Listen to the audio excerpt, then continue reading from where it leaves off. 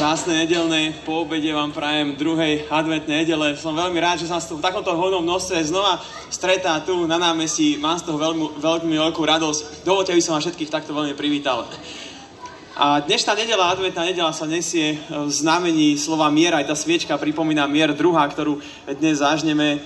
A chcel by som všetkým popriať, aby to obdobie prichádzajúcich Vianoc bolo o mieri. O tom, ako poznáme mier tým, čím ho definujeme, aby skončili vojnové konflikty alebo smerovali aspoň ku koncu. Ale predovšetkým, aby sme mali v sebe mier, pretože v spoločnosti momentálne je veľmi napätá atmosféra, aby sme mali vo svojich srdciach mier, aby vo vzájomných vzťahoch bol mier. A to si veľmi prajem.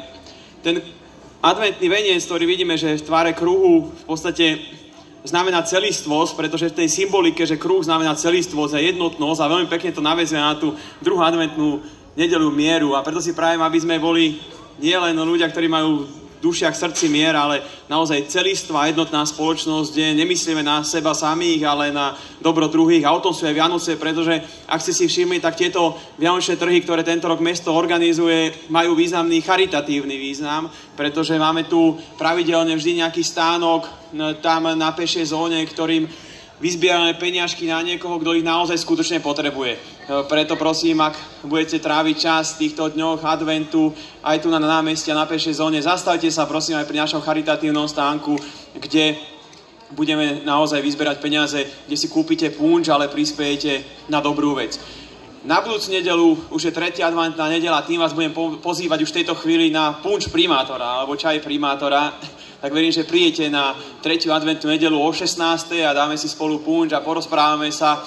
A ešte by som sa vám rád delil s jedným zážitkom, pretože keď som sem išiel, tak som premýšľal, že čo budem vlastne dneska rozprávať. A napadla mi taká skutočnosť. Včera ma navštívil po dlhej dobe kamarát, ktorý žije na východnom Slovensku a doniesol mi knižku, ktorú napísal náš spoločný kamarát.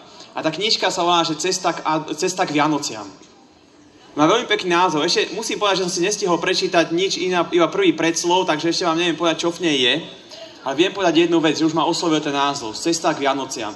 Advent je cesta k Vianociam. Advent je čas prípravy cesty k Vianociam. Tak ako každá cesta, na každej cesty sú klukaté, cesty môžu znamenať nebezpečenstvo.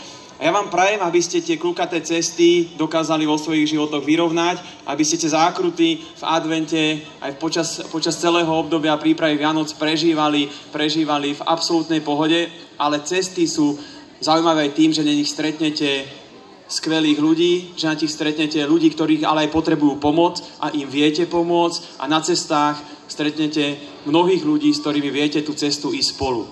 A ja vám prajem, aby ľudia, ktorí pôjdu cestu adventu s vami, teda vaše rodiny, vaši priatelia a vy sami, aby ste prežívali príjemné obdobie adventu, aby tá cesta, teda advent, cesta k Vianociam bola čo najkrajšia a najpokojnejšia. To vám zo srdca prajem. A dovolte teraz v závere svojho príhovoru. Povedal som si, že by bolo možno dobré, vždycky tu takto stojíme sám s pánom viceprimátorom a snažíme sa zdieľiť tú prichádzajúcu adventnú radosť, ale keď sú ľudia spolu, je nás viac, tak zdieľame tú radosť, tá radosť sa násobí. Ja si myslím, že by bolo dobré, aby sme sa tu stretávali viacerí, tak dovolte, dnes sme pozvali ešte na zažínanie sviečky jedného piešťanca, ktorý by vám tiež zaželal pekné sviatky a pokojný advent. Dovolte, aby som privítal tu na pódiu Michala Stráku, alebo tak, ako ho všetci poznáme, Ego.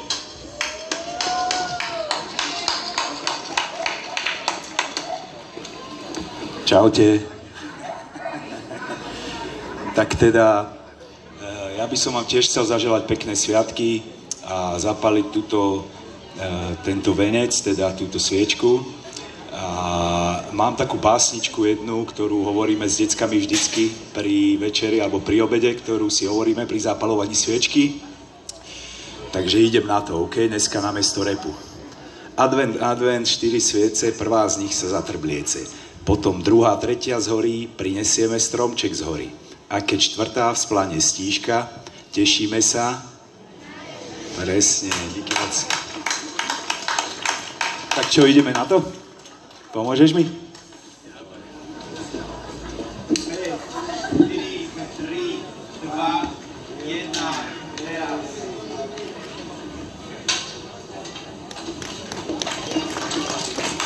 Ďakujem pekne. Krásnu adventnú nedeľu vám prajeme. Všetko dobré.